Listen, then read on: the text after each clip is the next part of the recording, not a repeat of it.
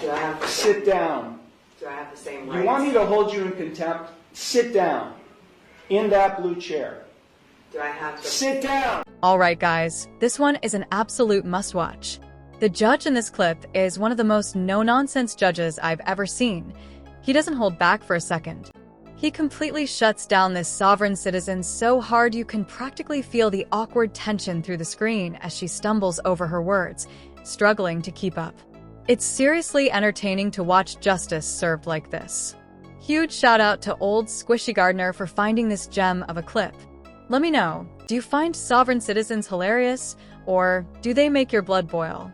For me, it's a mix of both.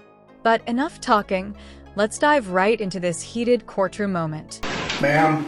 I'm sorry. I'm just trying to get my stuff situated so it's ready here.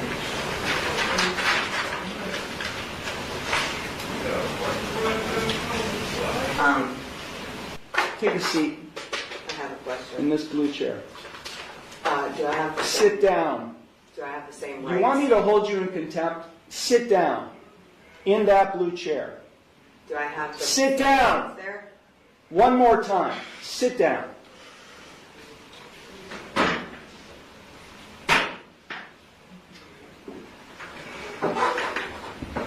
Now you'll answer my questions. Got it? Did you understand all of the rights and plea options that I explained to you? No, I do not understand. Okay. Then I will enter no plea to the charges I object. filed against you. Well, let me just explain to you. You are charged, and I do have a signature on the citation which shows you've been served. You are charged with one count of no operator's license, a minor misdemeanor subject to a maximum fine of $150 plus court costs. You also are charged with one count of expired plates, also a minor misdemeanor subject to a maximum fine of $150 in court costs. I will enter no plea to these charges against you. You already have a pending. You already have a pending. I object. What do you object, ma'am? Because I did not enter that plea. Okay, so you tell me how you would like to plead: guilty, not guilty, or no contest. I'm not. First, I have to correct the standing, which is I am not the ens legis non begeer. I am the authorized agent to the decedent estate. I am coming in here as the settler, and I want to settle this case. I have sent in a paper that is my declaration and affidavit of what I want to do, which is to settle the case. I am willing to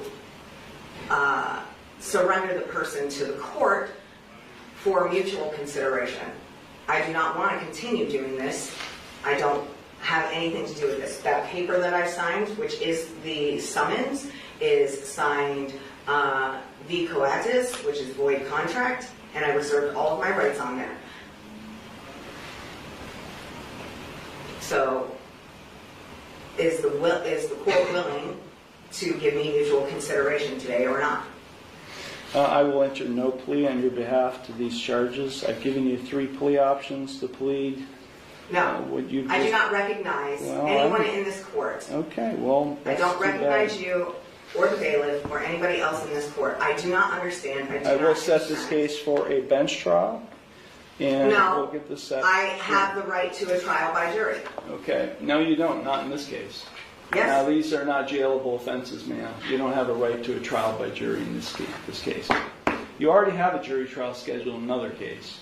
But then, because you're facing jail time in that case. But in this case, you're not facing jail time, only a fine and court costs. Anything that is above $25 in a court of law has the right to a jury by trial, which is involuntary. Involuntary can't be violated, basically, is what it means. So I have the right to a jury by trial. Alright, so this sovereign citizen is demanding a jury trial. But let me break it down for you. The Sixth Amendment guarantees the right to a jury trial in criminal cases, but as the judge just explained, that only applies when there's a possibility of jail time.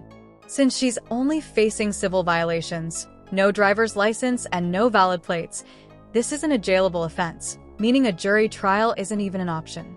Honestly, she should have just gotten a lawyer because all she's looking at are fines, not jail time. What do you guys think of the judge so far? Is he being fair, or do you think he's being too harsh? Let me know in the comments. But for now, let's get back to it. No, you don't. Of my peers. No, you don't. Yeah. We're going to set it for trial, and you're going to go to the clerk's window, and they're going to give you a trial date. Okay? So, Then I'm just going to surrender the person to the court because I'm not coming back. I don't know what that means. You do know what that means. I don't know what that means. I am not the ens legis non de guerre. I told you I that. don't know what that means either, ma'am. I've been practicing law for 36 years, and what you've just said to me has no meaning to me whatsoever. So, great. Yeah. So Ma'am, if you don't leave the courtroom, and if you don't go to the clerk's window to get a trial date, I'll have you arrested and hold you in contempt of court. With what contract? There is no contract. I know You're looking at the contract. You're looking at the one who's going to be able to, has the authority to be able to put you in jail and I'll hold you in contempt. So let me say it one last time because we have other cases to handle today. If you don't leave the courtroom and go to the clerk's window and get a trial date, which is what I'm scheduling in this case, I will hold you in contempt of court and I'll have you arrested. So, contempt of court for what? What contempt? For not doing what I'm telling you to do, which is to go to the clerk's window and to get a trial date. You're the trustee and I'm the beneficiary. No, there is no trust relationship here. No, there isn't. I've drafted many trusts, and there is no trust relationship between the judge and you, the defendant. Yeah, because you are not the beneficiary, and nor am I the trustee. Yes. Yeah, that's just not how it works, man. It Not is. how it works. You either go to the clerk's window now and get a trial date, or I'll have you taken into custody now. You got it?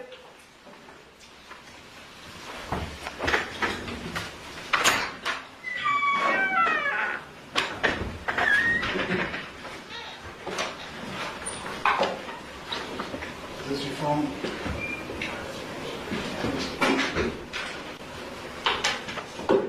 Once again, huge thanks to old Squishy Gardner for finding this clip. This one was seriously entertaining to watch. I really liked how the judge handled this sovereign citizen. We need more judges with backbones like this, who aren't afraid to put people in their place. This girl barely even got to speak, and honestly, that's exactly how it should be. Sovereign citizens walk into court with their wild arguments, acting like the law doesn't apply to them. But this judge shut it down fast, even threatening contempt, which was the best move ever. It sends a clear message that their nonsense won't fly in a real courtroom. A judge with proper jurisdiction can make these people realize that their scripted arguments mean nothing when it comes to the actual law. Sovereign citizens don't have any special rights that exempt them from the legal process. Their claims of not being subject to the law are based on nothing but misunderstandings or outright nonsense.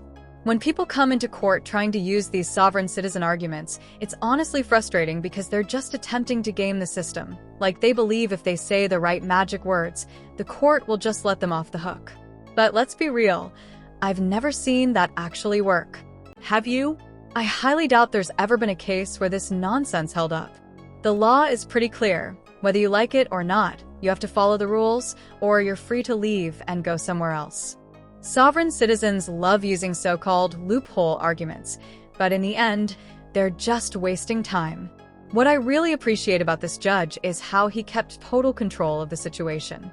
These sovereign citizens love to ramble on, trying to convince the court that they're exempt from everything, but this judge wasn't having any of it. He shut it down fast. The judge called her bluff, and honestly, that's exactly what needs to happen more often in these cases. Too often, you see a soft judge dealing with a crazy sovereign citizen, and instead of maintaining control, they just let them talk over them, completely losing authority in the room. It's bizarre, and I don't understand why more judges don't push back and threaten contempt right away. What do you guys think? Are sovereign citizens just mentally ill, Or are they deliberately trying to weasel their way out of the legal system?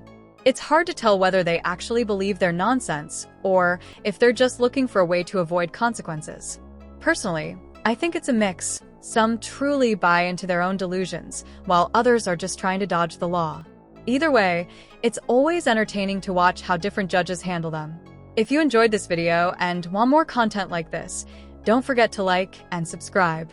Let me know in the comments, do you think this judge handled it the right way, or is there a better approach? Thanks for watching and take care.